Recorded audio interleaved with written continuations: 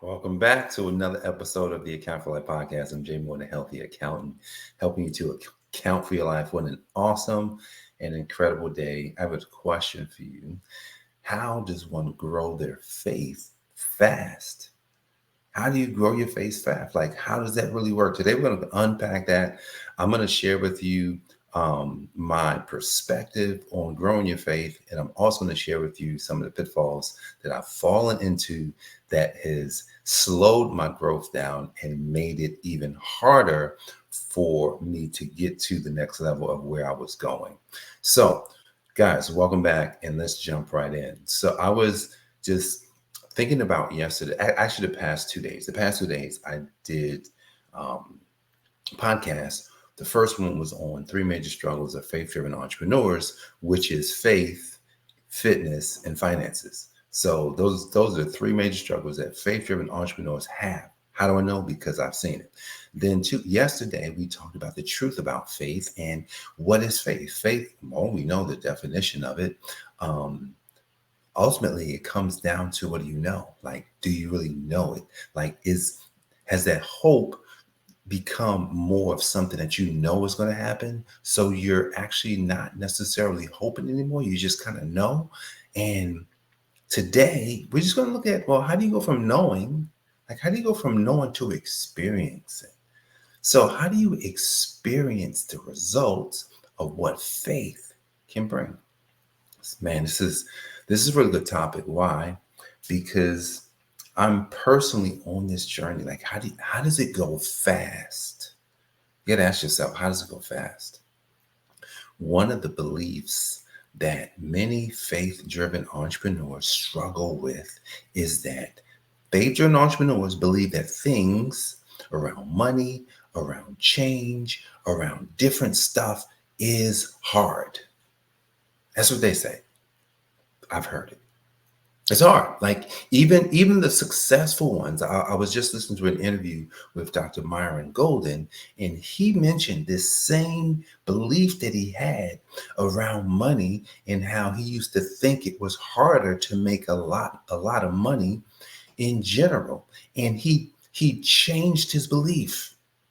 He changed his belief. So he says, well, it's easier to make a lot of money in a short amount of time than it is to make a lot of money in a long period of time. What? What are you talking about? Like, how you telling me instead of making $40,000 a year, I can make $40,000 in a month. Instead of making $100,000 a year, I can make $100,000 in a day. Instead of making $1 million over the course of a few years, I can make that in a month or in a day. Boom. Wait a second. How does one how do we even get these beliefs in general? Where do they come from? How did I get the belief that it was going to take me a whole year to make $80,000? What was that belief? Not that it was hard to make 80,000. That wasn't the belief. The belief was this. Here's what the belief was. That you had to get a job, and jobs pay you by they give you a pay based on what they want to pay you every year. Hear what I said? They give you a pay based on what they want to pay you every year. So they may look and say, we got this job for accountant, and we only want to pay accountants about 80, 60. Let's just say this was years ago. We only want to pay these accountants about 25, 30,000 a year. And then they break it down. If it's 30,000, that's 2,500 a month. That's all we're paying. So they predetermined, think about this. Someone predetermined how much they would pay, and then we decided that was okay. That's fair. I'm not saying it's not fair. I'm just saying this is how we get the beliefs. And so imagine having these beliefs, and now we want to grow our faith. We want to become more faith centric. We want to take faith and be like, I can do all things through Christ who gives me strength. Oh, yes. And then we got to keep looking at, so if I wanted to if I want to go from 30,000 to 100,000, how do I get there? Oh, you're probably going to need more school. So what do? I'm going to go ahead and get my master's. How much it costs to get a master's? Just say a master's costs 100,000, probably more like 200. But say it costs 100,000 to get a master's at a decent school. Wow, I had to pay $100,000, right? There's no guarantee I'm about to get $100,000 job. No, no, no. Typically, most people get a master's. Maybe if they were making 30 and they had the BS, maybe they went to 60. So they went to 60,000. Like, wow, I'm at 60,000. So man, how do I? Okay, and then over, how do I go from 60 to 100? Okay, well, there's jobs, right? And then someone had to predetermine, like, I have a job, and this particular job is we're only going to pay this amount of money, $100,000 a year. That's about $8,083 a month. And that's what we're going to pay somebody. So someone predetermines what the job is. Someone predetermines how much the amount is. It's all predetermined. So when we're thinking about, you want to grow your faith. How do you grow your faith when someone else has already determined what's going to happen for you? Someone else has already determined it. So what that means is they have faith. They have faith that the numbers that they decided is going to work for them. You don't. They're guiding you into what their faith is doing, not your faith. As much as we want to say that, well, I was blessed and I got this job. No, someone decided that that's the job you would have. See, faith is very simple. It's determining the outcome before the outcome and knowing that the outcome is yours. Knowing I'm going to make $250,000 a year.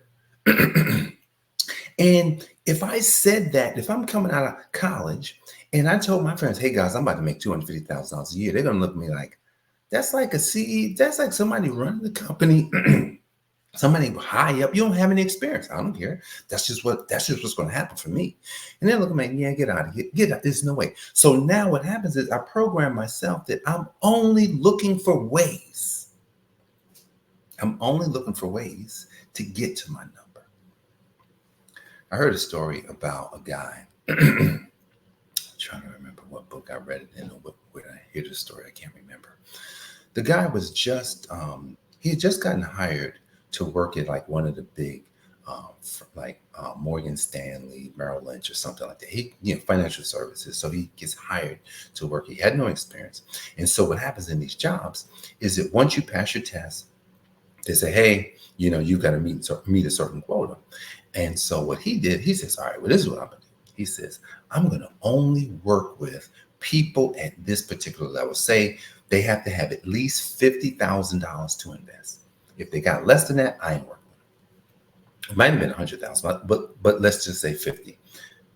So what happened was, no, it might have been 100,000 because that's like, and so all his peers was just getting whoever they could get. They were like, why would you do that? Like, that doesn't make any sense. He says, it makes sense to me. So what it did was it forced him to grow. It forced him to, because imagine if he just get out of college, he doesn't have much experience, and now he's talking to people that has money.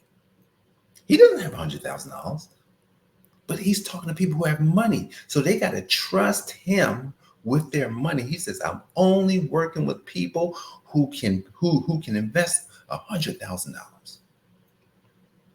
Everybody said, you're crazy. That's not going to work. It took him months. Everybody's signing new clients and they're getting some clients. He's not getting any clients. And it was just kind of crazy because it's like, well, what do you do if you're not signing the clients? Well, he just kept working on himself. He kept becoming more of the person that he knew he was, the kind of person that worked with these types of people. So when he finally signed up his first client, it was like 600,000. It's like, wow, it does work. And then that's all he signed up. He became the top person in his firm. The next year, he changed, like maybe the next year, the year after, he changed what that amount was. He went from 100,000 to 250, went from 250 to $1 million.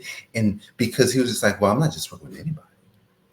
I've got my own goals. I got my own desires. I'm not going to allow somebody else to tell me where I'm going.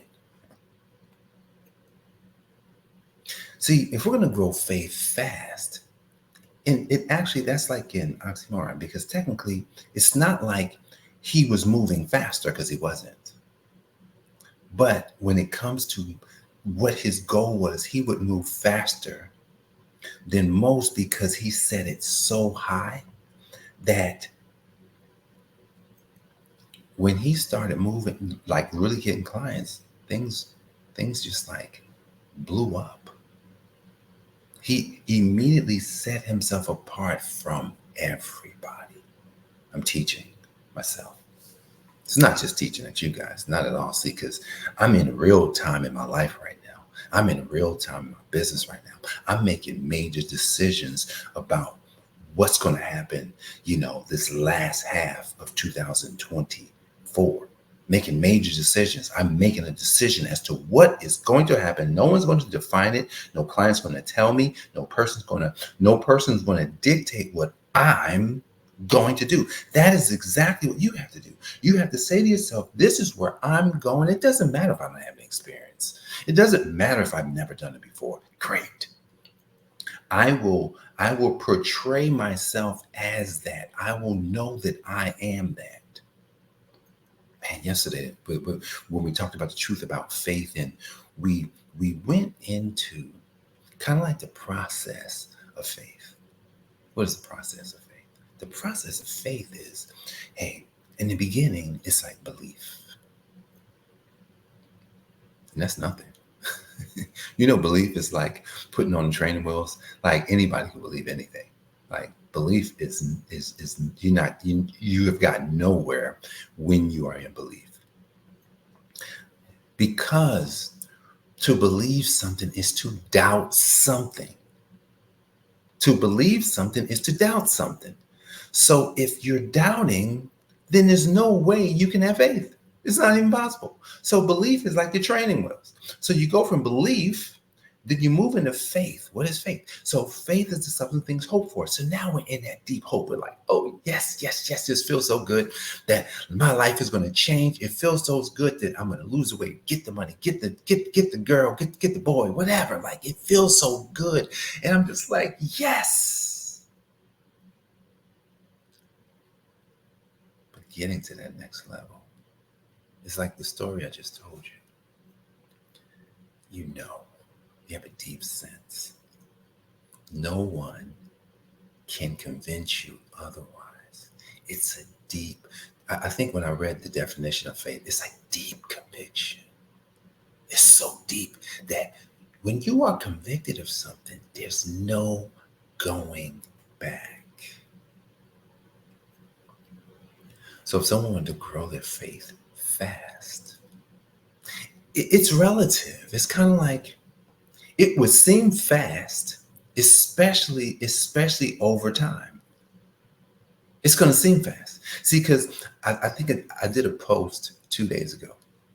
I was at the gym and I took a picture of myself. I just decided that I was going to get back into like taking pictures of myself. I kind of stopped doing it, take pictures of myself, and then write little notes as to maybe what I was thinking at the time. So I took a picture of myself and I said, what am I going to say today? And I said, wow, it's been 10 years. It was 10 years. It's been 10 years since I've religiously, I'm going to come back to that word, religiously worked on my body. 10 years. And in the post, what I said is that the thing is, I was intimidated by the gym. I was intimidated by weight because I was weak.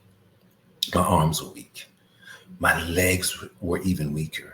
And, you go to a place like Planet Fitness because there's no judgment, like no judgment zone. So that's why I went there. It's like, I don't want to go anywhere else. I don't want anybody looking at me like I can only lift 50 pounds or something like that. I just want to get in there and have a place where there's no judgment. And so I was intimidated by weight.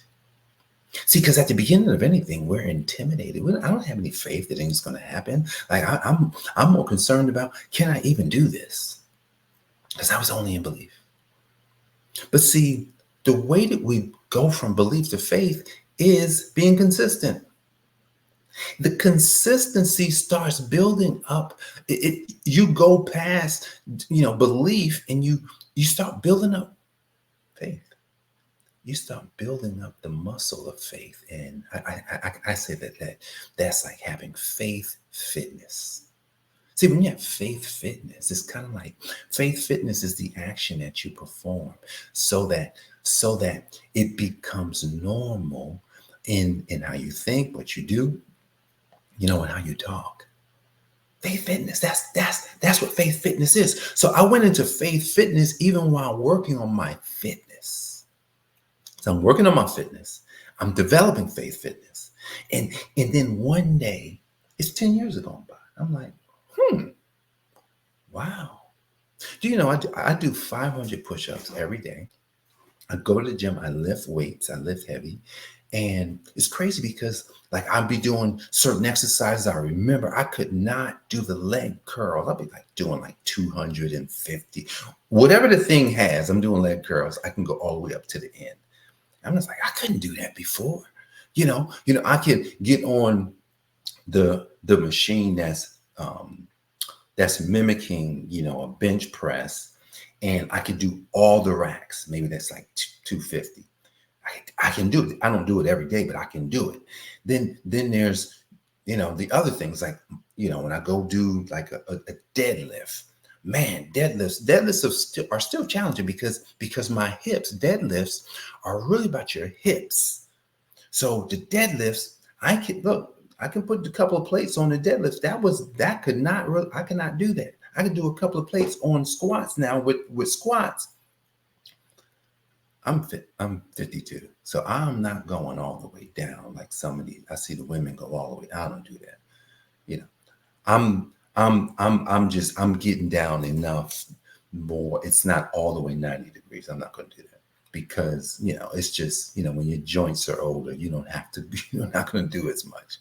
But these things I couldn't do. Using certain weight pull-ups. Come on now, most people can't do a pull-up. I can and I remember beginning of the year, like I used to do pull-ups and said I couldn't do them because what happens is if you don't do it, you lose it. And I remember I used to do pull-ups and then all of a sudden pull-ups became hard again. But pull-ups are not hard anymore. But I do, I'll go over and do a set of, about 30 to 40 pull-ups while I'm doing I forgot the other one I do over there. But at any rate, like the fitness built up the fitness in my faith. That's what it did over time. But I said in the post, 10 years was going to go by anyway. So if it's going to go by anyway, I might as well just keep going. Doesn't matter. I'm not, you want more results. You always want more results. Who doesn't want more results? But I'm not going to cry over any results that I don't get because it doesn't matter. It's the consistency that I'm really after so that when I look back over a long period of time, not a short period of time, I can see the progress where I move mountains. See, back behind me, you got next level faith, moving mountains in uncertain times. What that means really is that all the time that we have is uncertain when there's a mountain in front of us, when there's some form of obstacle. Wow, it's crazy. My computer screen has all these mountains right here. I didn't even notice that. When we have these obstacles that we want to get over, that's an uncertain time. It's uncertain that you're going to get over. But here's the thing. What is next level faith? Next level faith is to move that mountain. Is to say, I don't care what type of mountain that is. I'm going to go over the mountain. I'm going to go through it. I'm going to tear it down. I don't care how big it is. See, faith comes down to things just getting simple. And realizing that when I have a target, when I have an intention for something, really it's the intention, not even a goal, or objective. See, goals, what happens with goals when you reach them, you don't know what to do at that point. But when you have an objective or an intention for something, then what happens is it's like my intention is to be in my optimal health. So that trumps, what that trumps is losing weight and doing some sort of regimen that gets me to a place. That intention of optimal health, you never get it. Because here's the thing. It's not that, I'm sorry, it's not that you never get it. It's that you cannot stop, because the moment you pull back is the moment you go out of optimal health. So you have to always, you got to just keep upping the ante. Like next month, I was just like, yeah, I'm making some new intentions for next month when it comes to my health, because I need to see, I just need to check some stuff. I said, I'm going to remove the sugar, any sugar. No fruit. I'm not going to eat any fruit. And definitely I'm not going to eat anything with sugar. I'm just going to let it go. I love sugar. I'm not going to lie. I like sweet things. I said I just start with the thing that I use every day, which is coffee. No, I'm not going to have any. I'm going to use a little light cream that I put in it, but no sugar. No, well, I usually put agave. I'm not going to put any agave in it. I'm not going to use any sweet creams, nothing like that. Start there, because I know that that's a silent one. And then, like, I'm not going to eat any fruit because it's still sugar. I'm not saying that sugar is bad. I love watermelon. Like, that's one of the best ones. But I'm just not going to do it. It's my intention to live in optimal health. So let's wrap this up. Growing faith fast. Growing your faith fast. Oh my goodness, it's a tongue twister. Growing your faith fast is a matter of your perspective. What are you aiming for? And here's the thing. Don't allow someone else to set your aim.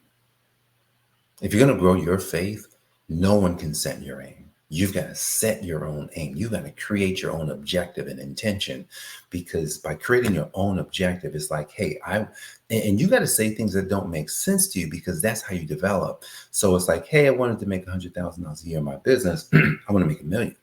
I'd love to make $1 million in my business.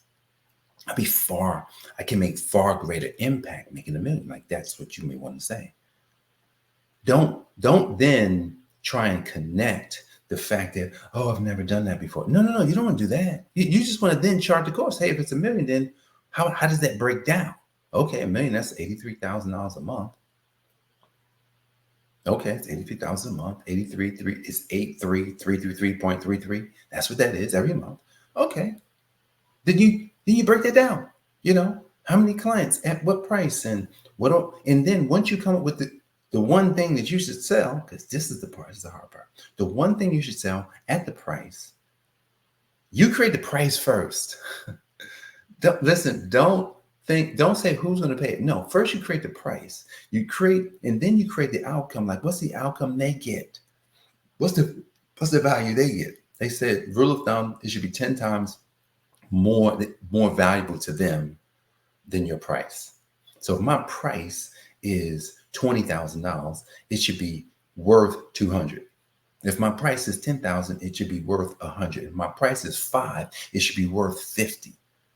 Because then it becomes a no-brainer, because man, this is so valuable. The person that really needs this thing, it's going to be so valuable to them. They're going to be like, oh my goodness, this is so good. I want it. So by developing your intention, your objective, and breaking it down with almost a goal, and then I'm sorry, I don't like the word goal, with an objective that's far out of your reach,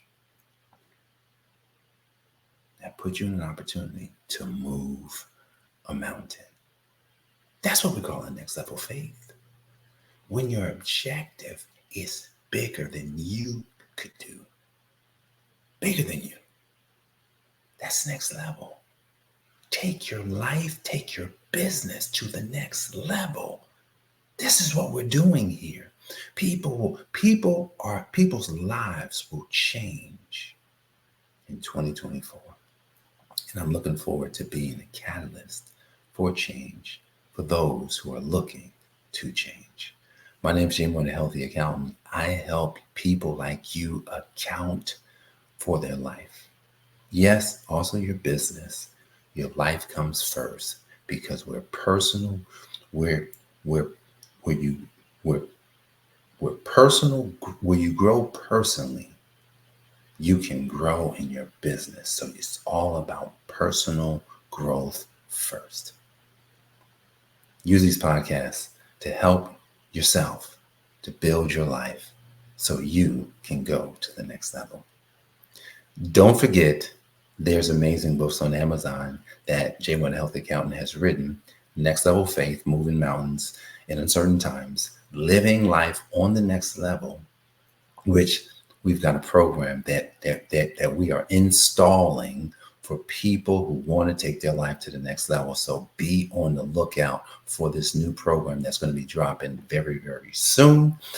And then we got Beyond Tax Strategy to help those who are looking to understand the game of taxes enough so that they can ask the right questions of their professionals so that they can take their business or take back the money that maybe they were overspending, overpaying in taxes, so that they can put more back in their business. So grab those 3 books on Amazon, and I look forward to serving you. God bless, and I'll see you on the next one. Peace. This has been the Account for Your Life podcast with your host, the healthy accountant himself, Jay Moore. Until next time, make it a great day.